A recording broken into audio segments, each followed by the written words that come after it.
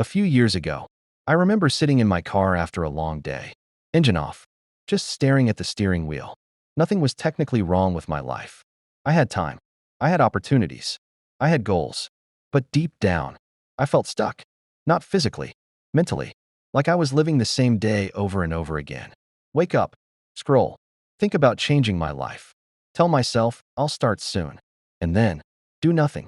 It wasn't that I didn't want to change. I did. In fact, I wanted it so badly that I would spend hours watching videos, reading, planning, imagining a completely different version of myself. Someone focused, disciplined, confident. But when it came to actually becoming that person, something always stopped me. And for the longest time, I thought the problem was motivation. I thought maybe I just wasn't driven enough. Maybe I needed more discipline, more willpower. But I was wrong. Because one day, I realized something that changed everything. The problem wasn't that I couldn't change. The problem was, I was trying to change on the surface, without understanding what was happening underneath. You see, your brain is not designed to make you successful. It's designed to keep you safe.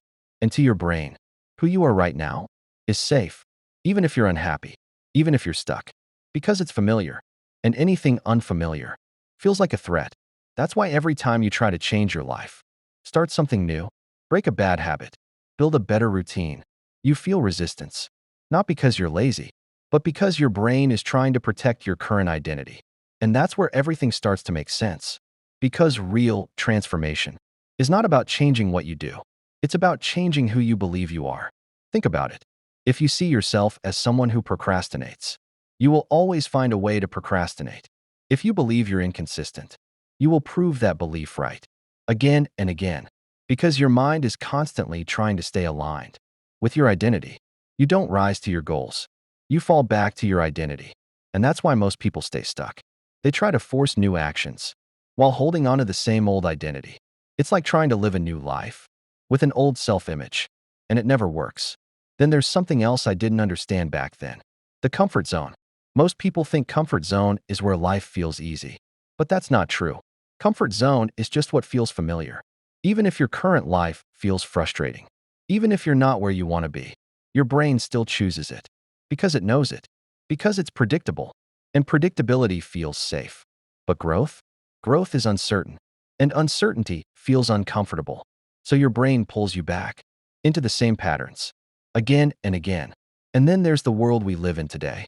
A world designed to keep you distracted. Every scroll, every notification, every short video gives your brain instant reward. No effort, no delay.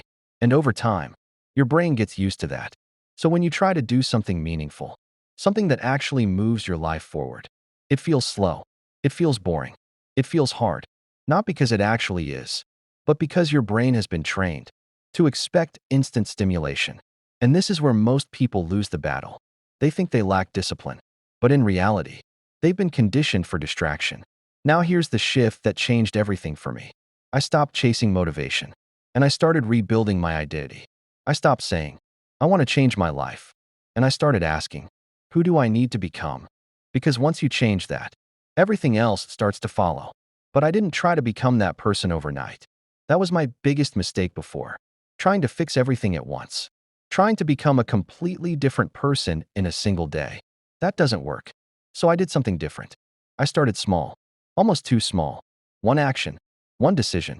Repeated daily. And at first, it didn't feel like much. But over time, those small actions started stacking up. And something interesting happened.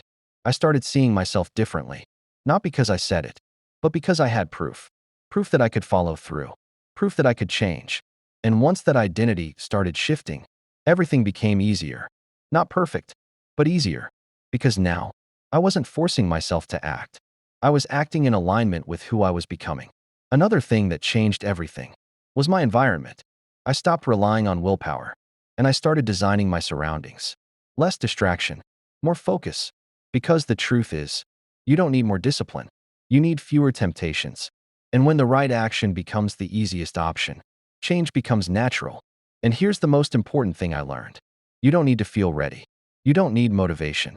You don't need the perfect moment. Because it doesn't exist. Action comes first. Then clarity. Then confidence.